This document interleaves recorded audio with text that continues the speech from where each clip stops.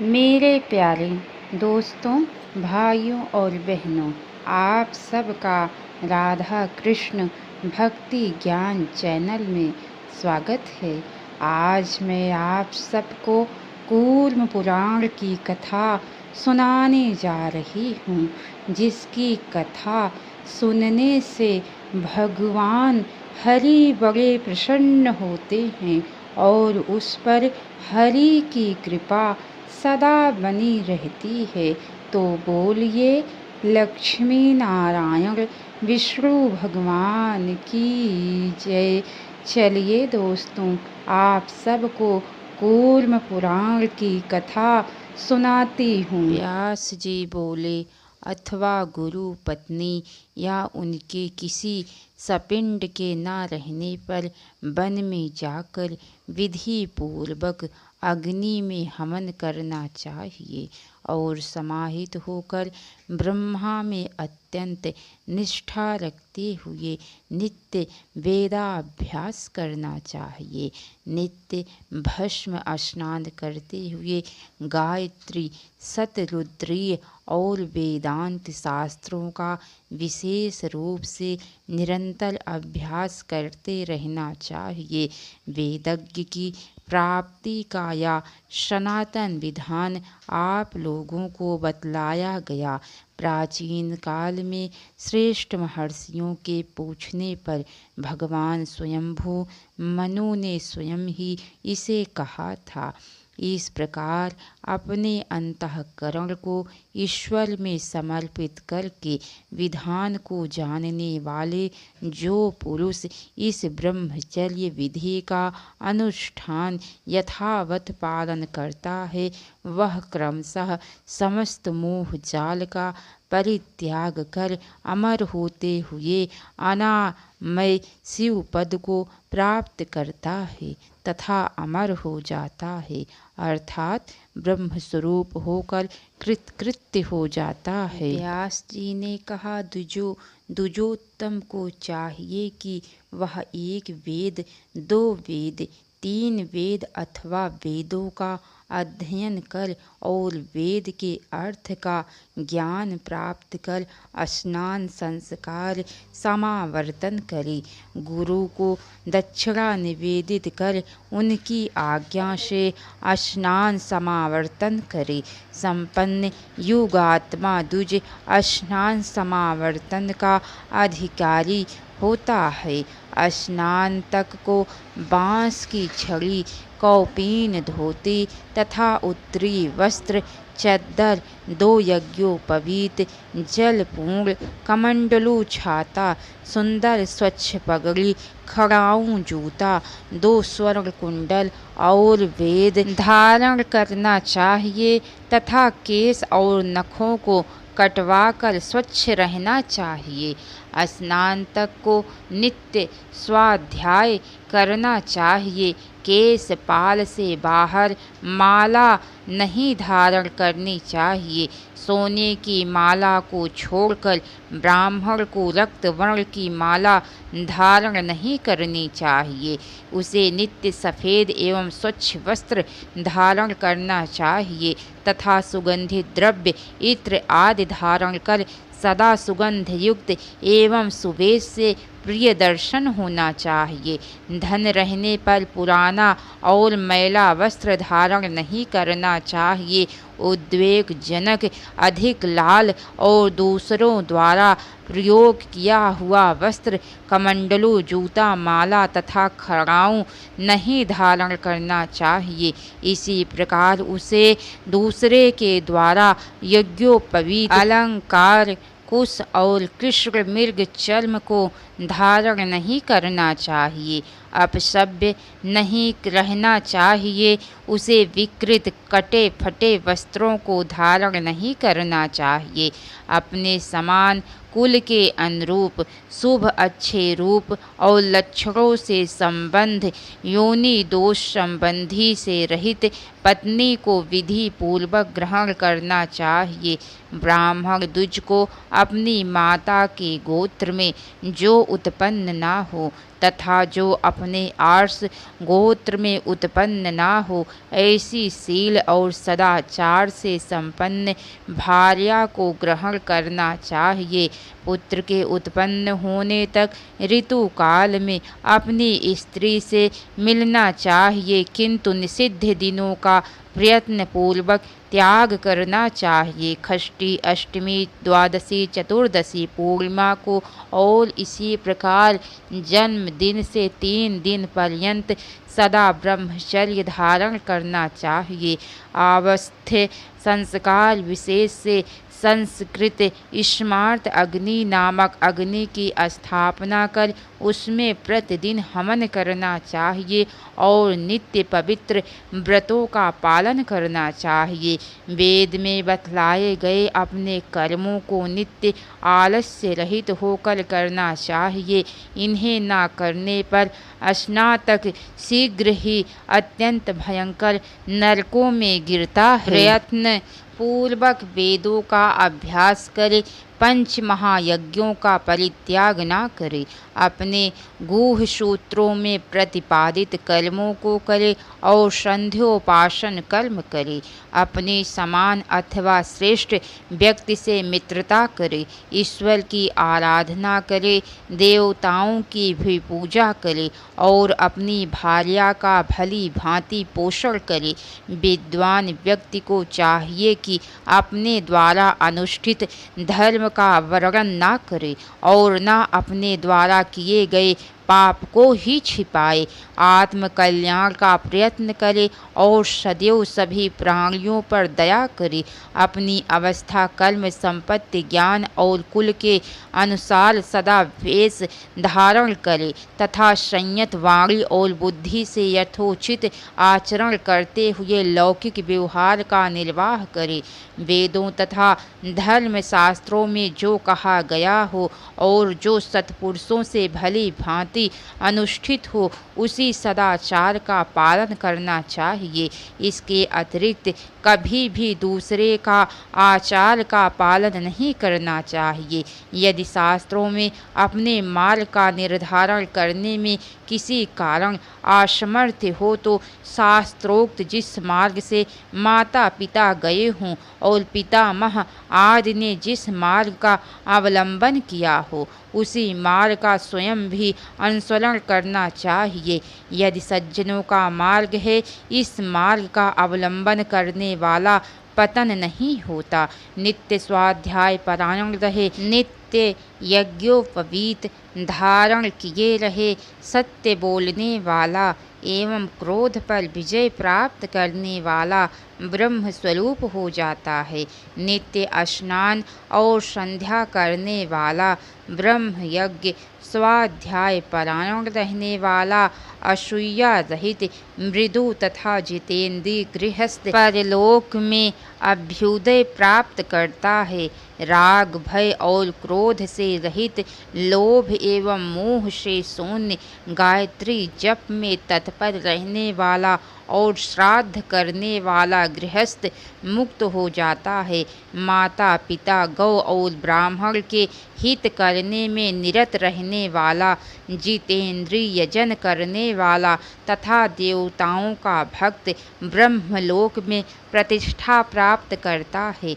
निरंतर धर्म, अर्थ एवं काम रूप त्रिवर्ग का पालन और देवताओं का पूजन करना चाहिए तथा प्रयत्न पूर्वक नित्य देवताओं को नमस्कार करना चाहिए। अपनी संपत्ति का शास्त्रानुसार यथा योग्य तथा विभाग करने वाला क्षमावान, दयावान व्यक्ति ही गृहस्थ कहलाता है। केवल गृह में रहने से कोई गृहस्थ नहीं कहलाता। क्षमा, दया, विशिष्ट ज्ञान, लौकिक एवं शास्त्रीय ज्ञान, सत्य, दम, शम और अध्यात्म ज्ञान में निरत होना, यह ब्राह्मण का लक्षण है। यथाशक्ति विहित कर्मों में करते हुए निंदित कर्मों का परित्याग करना चाहिए। विशेष रूप से श्रेष्ठ द्विज को इस संबंध में प्रमाद नहीं करना चाहिए। मोह रूपी कलमश को धोकर और श्रेष्ठ योग को प्राप्त कर गृहस्थ बंधन से मुक्त हो जाता है। इसमें संशय नहीं करना चाहिए। दूसरे के क्रोध से उत्पन्न अपनी निंदा, अनादर, दोषारोपण, हिंसा, बंधन और ताड़न स्वरूप दोषों को सहना ही क्षमा है। सौहार्दवश अपने दुख के समान ही दूसरों के दुख में उनके प्रति करुणा भाव को मुनियों ने दया इस नाम से कहा है। यह धर्म का साक्षात साधन है। 14 विद्याओं को यथार्थ रूप से धारण करने को ही विज्ञान समझना चाहिए। इससे धर्म की वृद्धि होती है। विधि पूर्वक विद्या को ग्रहण कर लेने और उसके अर्थ को भली भांति जान लेने पर भी यदि कोई व्यक्ति धर्म कार्यों से विरत रहता है, उन्हें नहीं करता, तो उसका वह अध्ययन विज्ञान नहीं कहलाता। सत्य के आचरण से लोगों पर विजय प्राप्त होती है। सत्य ही वह सर्वोच्च परम पद है। जो जैसा है उसका उसी रूप में कथन ही मनीषियों ने सत्य कहा है। शरीर का उपरम, शरीर की चेष्टाओं का नियंत्रण अर्थात इंद्रियों का निग्रह, दम और शम, मन का नियंत्रण, प्रज्ञा प्रशिष्ट ज्ञान के अवभास से उत्पन्न होता है। अध्यात्म आत्म संबंधी ज्ञान को ही अनीश्वर तत्व समझना चाहिए, जहाँ पहुँचने पर शोक नहीं होता। जिस विद्या के द्वारा वे परात्पर देवाधिदेव साक्षात भगवान महादेव को जाने जाते हैं, उसे ही ज्ञान कहा गया है। उनमें निष्ठा रखने वाला, उनके परायण रहने वाला, कभी भी क्रोध न करने वाला, पवित्र 5 महायज्ञों को करने वाला विद्वान विप्र उस श्रेष्ठ तत्व को प्राप्त करता है। धर्म के आयतन इस शरीर का प्रयत्न पूर्वक पालन करना चाहिए। बिना देह के मनुष्य उस परात्पर रुद्र को नहीं जान सकता। नियत संयत दुज को नित्य धर्म, अर्थ एवं काम की साधना में लगे रहना चाहिए। धर्म से रहित काम अथवा अर्थ का मन से भी स्मरण नहीं करना चाहिए। धर्म के पालन में कष्ट पाते हुए भी उसका परित्याग कर अधर्म का आचरण नहीं करना चाहिए। धर्म देवता ही सभी प्राणियों के लिए भगवान और गति हैं, इसीलिए प्राणियों का प्रिय करने वाला बनना चाहिए। दूसरों से द्रोह करने की बुद्धि वाला नहीं होना चाहिए। वेद तथा देवताओं की निंदा नहीं करनी चाहिए और जो इनकी निंदा करता है उसके साथ रहना भी नहीं चाहिए। जो विप्र पवित्रता पूर्वक नित्य इस धर्माध्याय का अध्ययन, अध्यापन अथवा उपदेश करता है, वह ब्रह्मलोक में प्रतिष्ठा प्राप्त करता है। व्यास जी ने कहा, किसी भी प्राणी की हिंसा नहीं करनी चाहिए और कभी भी झूठ नहीं बोलना चाहिए। अहितकर और अप्रिय वचन नहीं बोलना चाहिए और कभी भी चोरी नहीं करनी चाहिए। दूसरे के ऋण, शाक, मिट्टी अथवा जल का भी अपहरण करने वाला प्राणी नरक प्राप्त करता है। राजा, शूद्र तथा पतित व्यक्ति से दान नहीं लेना चाहिए।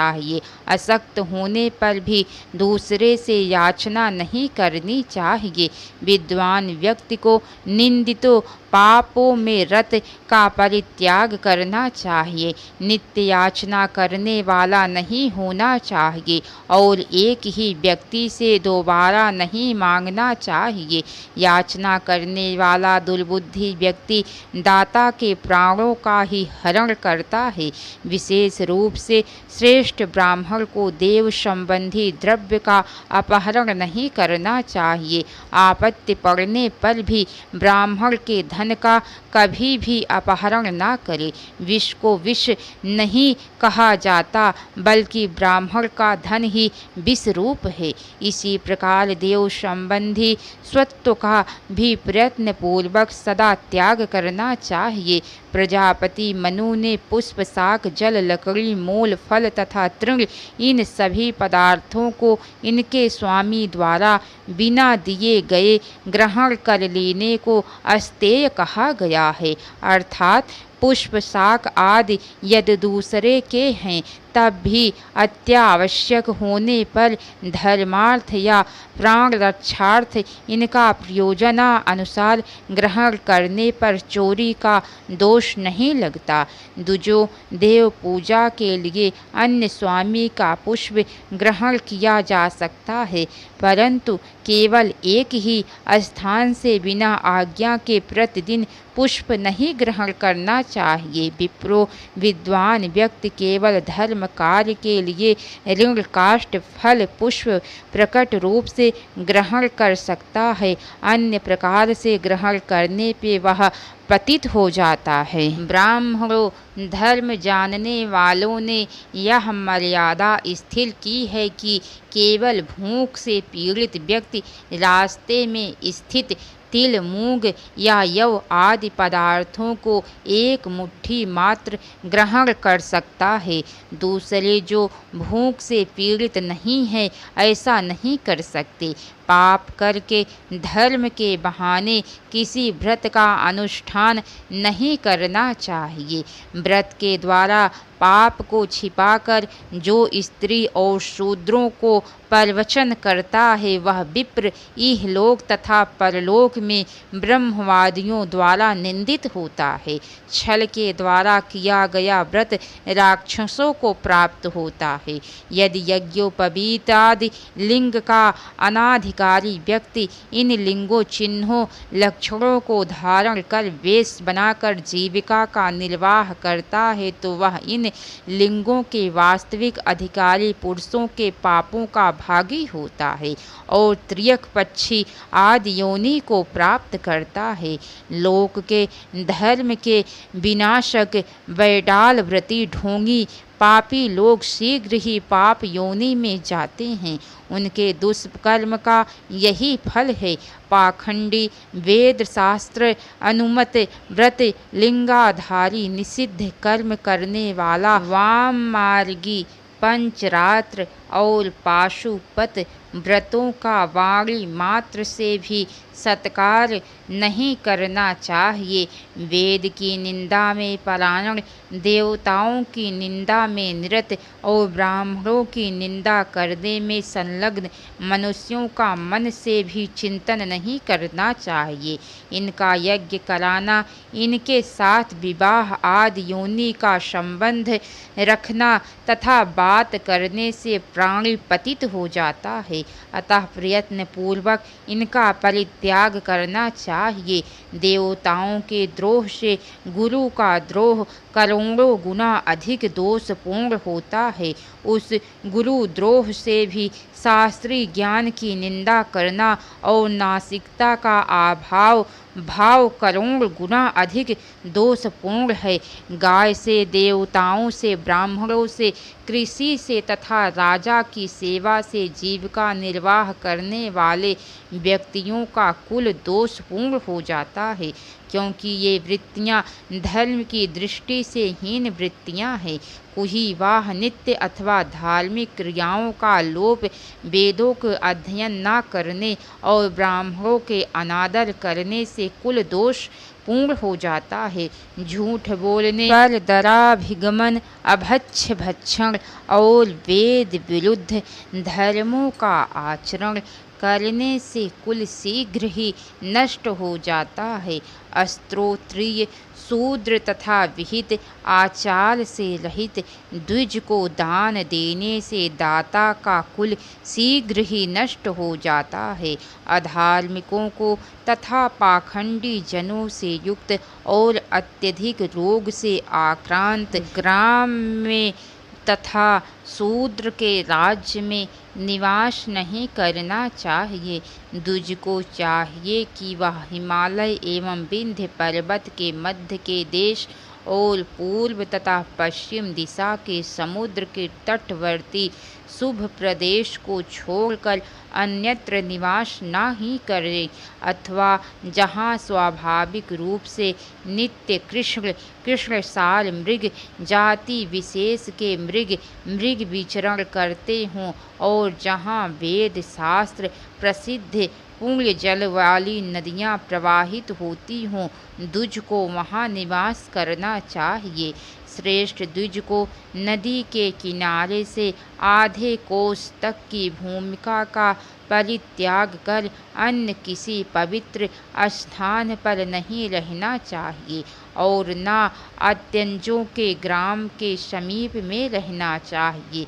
पतित चांडाल पुक्कश मूर्ख अभिमानी धन आदि के मद से गर्वित अंत्यज म्लेच्छ रजक आदि और त्यावसायी के साथ नहीं रहना चाहिए। इनके साथ एक शैया पर और एक आसन पर बैठना, एक पंक्ति में बैठकर भोजन करना, बर्तनों और पके हुए भोजन का मेल मिश्रण, परस्पर आदान प्रदान, यज्ञ करना, अध्यापन, विवाहिता की संबंध, साथ में भोजन करना और 10वां साथ में अध्ययन करना तथा साथ में यज्ञ कराना, ये 11 सांकर्य नाम वाले दोष बतलाए गए हैं। इन सांकर्य दोष युक्त व्यक्तियों के समीप में भी रहने से मनुष्य में पापों का संक्रमण हो जाता है। अतः सभी प्रकार के प्रयत्नों से सांकर्य दोष का परित्याग करना चाहिए। एक पंक्ति में बैठे रहने पर भी जो एक दूसरे का स्पर्श नहीं करते हों और बीच में भस्म द्वारा रेखा रूप मर्यादा खींचे हों, उनमें सांकर्य दोष नहीं होता। अग्नि, भस्म, जल के छिड़काव द्वारा स्तंभ तथा मार्ग, इन 6 के द्वारा पंक्ति का खंडन हो जाता है। अकारण शत्रुता, विवाद तथा चुगलखोरी नहीं करनी चाहिए। दूसरे के खेत में चरती हुई गाय को किसी को बतलाना नहीं चाहिए। सूतक, अशौच युक्त व्यक्ति से बात ना करे और किसी के भी मर्म का स्पर्श ना करे।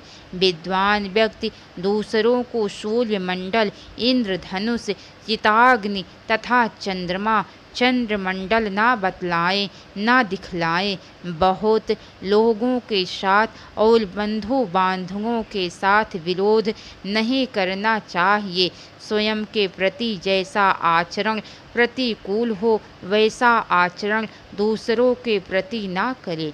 पक्ष की तिथि को ना कहे, ना नक्षत्रों का निर्देश करे। श्रेष्ठ द्विज रजस्वला स्त्री से बात ना करे और ना ही अपवित्र व्यक्ति से बात करे। देवता, गुरु तथा ब्राह्मणों को दी जा रही वस्तु का निषेध ना करे, अपनी प्रशंसा ना करे और दूसरे की निंदा का त्याग करे। वेद निंदा तथा देव निंदा का प्रयत्न पूर्वक सर्वथा परित्याग करें। मुनि श्रेष्ठों, जो ब्राह्मण देवताओं, ऋषियों, ब्राह्मणों अथवा वेदों की निंदा करता है, उसके लिए इस लोक में कोई प्रायश्चित शास्त्रों में दिखलाई नहीं देता। गुरु, देवता, वेद, उपबृंहण, इतिहास, पुराण की निंदा करने वाला व्यक्ति सैकड़ों करोड़ों वर्षों से भी अधिक समय तक रौरव नरक में कष्ट भोगता है। देवता, शास्त्र आदि की निंदा होने पर यदि उत्तर देने का सामर्थ्य न हो तो चुपचाप रहना चाहिए। उत्तर में दुराग्राही से कुछ भी बोलना नहीं चाहिए अथवा उस समय कान बंद कर अन्यत्र चला जाए और उन निंदकों की ओर देखे भी नहीं। विद्वान व्यक्ति को दूसरों के रहस्यों को जानने का प्रयास नहीं करना चाहिए और जानने पर उन्हें छिपाना चाहिए। अपने आत्मीय जनों के साथ कभी भी विवाद नहीं करना चाहिए। हे द्विजोत्तमों, पापियों के पाप की चर्चा ना करे, ना अपाप पाप रहित पर पापी होने का आरोप लगाए, क्योंकि ऐसा करने से वह उसी पाप के समान दोष युक्त होकर तथा मिथ्याभिभाषण रूप दोष से युक्त होकर दो दोषों का भागी हो जाता है। मिथ्या दोषारोपण युक्त व्यक्तियों के रोने से जो अश्रुबिंदु वे मिथ्या दोषारोपण करने वाले व्यक्तियों के पुत्रों तथा पशुओं का नाश कर देते हैं। ब्रह्म हत्या, सुरापान, चोरी और गुरु पत्नी गमन, इन महापापों की शुद्धि वृद्ध जनों द्वारा देखी गई है अर्थात बताई गई है, किंतु मिथ्या दोषारोपण करने वाले की कोई शुद्धि नहीं है अर्थात इनकी शुद्धि का कोई उपाय नहीं है। बिना किसी प्रयोजन के उगते हुए सूर्य और चंद्रमा को नहीं देखना चाहिए। ऐसे ही अकारण अस्त होते हुए जल में प्रतिबिंब, आकाश के मध्य स्थित ग्रहण युक्त वस्त्राच्छादित अथवा दर्पण आदि में प्रतिबिंब सूर्य चंद्रमा को नहीं देखना चाहिए।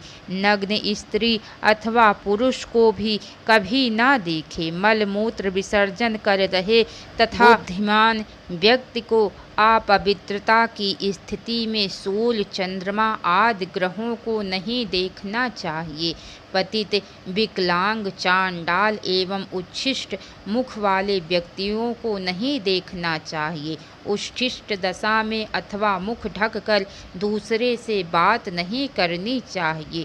शव का स्पर्श किए हुए व्यक्ति को जब तक स्नान आदि से शुद्ध नहीं हो जाता तब तक क्रुद्ध गुरु के मुख को तेल या जल में पड़ने वाली छाया को भोजन करते समय पत्नी को, खुले हुए अंगों वाली स्त्री को, पागल एवं मतवाले व्यक्ति को नहीं देखना चाहिए। पत्नी के साथ भोजन नहीं करना चाहिए और उसे भोजन करते हुए, छींकते हुए, जम्हाई लेते हुए तथा आसन पर आराम से बैठे रहने की अवस्था में नहीं देखना चाहिए। जल में अपना रूप तथा नदी आदि के किनारे और गर्त गहरा गड्ढा को नहीं देखना चाहिए। मूत्र को लांघना नहीं चाहिए और न कभी उस पर बैठना चाहिए। शूद्र को लौकिक विषय का उपदेश नहीं देना चाहिए।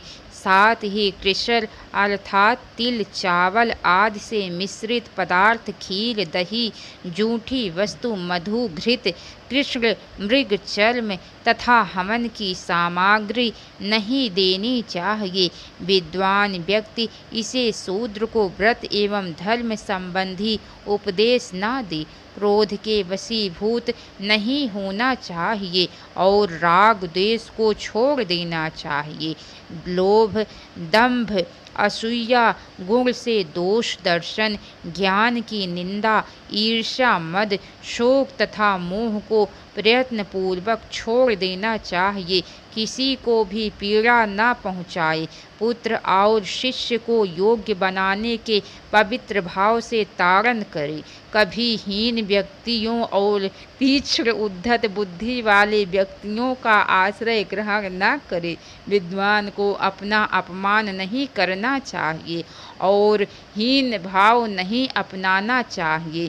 प्रयत्न पूर्वक दीनता का परित्याग करना चाहिए। विशिष्ट जनों का निरादर नहीं करना चाहिए और अपने को क्रोधावेश से शाप नहीं देना चाहिए। नखों से भूमि पर नहीं लिखना चाहिए। कुदेरना नहीं चाहिए। गौ को पकड़ना नहीं चाहिए। किसी नदी के समीप दूसरी नदियों तथा किसी पर्वत पर दूसरे पर्वतों की चर्चा प्रशंसा नहीं करनी चाहिए। भोजन अथवा निवास के समय सहयात्री को छोड़ना नहीं चाहिए अर्थात साथ में रहने वालों को छोड़कर ना एकाकी भोजन करना चाहिए, ना एकाकी के लिए निवास की व्यवस्था करनी चाहिए। जल में नग्न होकर स्नान नहीं करना चाहिए और पैर से आग का उल्लंघन नहीं करना चाहिए। सिर पर लगाने से बचे हुए तेल का शरीर पर लेपन नहीं करना चाहिए। सर्प एवं शास्त्र से खेल नहीं खेलना चाहिए। अपनी इंद्रियों एवं गुप्त स्थानों के रोमों का स्पर्श जब चाहे तब नहीं करना चाहिए। अशिष्ट व्यक्ति के साथ कहीं नहीं जाना चाहिए।